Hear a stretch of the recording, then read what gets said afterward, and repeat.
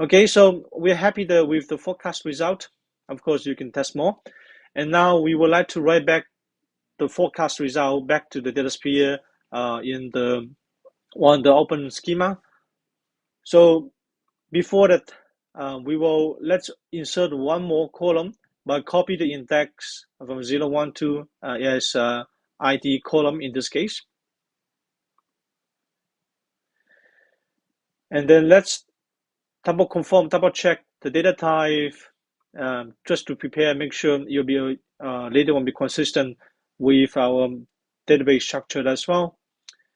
And then obviously we'll need to change the data type for the waste volume and greenhouse house, the cost from object to the float 64, as well as the current amount from period M into the stream in this case. If you already having the table exist on the target table, and then you can drop it. And then now we'll create a table again by passing to create exactly the structure like the data frame, the ID, and then the which category facility, and so on and so forth.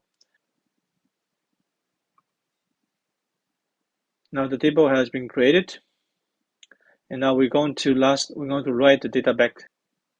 And once the data has been read back, the forecast data has been the forecast of the systemic metrics and the financial metrics has been read back to the open schema of Datasphere, and later on we can create the metric, the KPI or the dashboard analytics to forecast the sustainability metric, such as the waste volume for the next 12 months, or the financial metrics, the cost to process the waste for Bob and John in this case.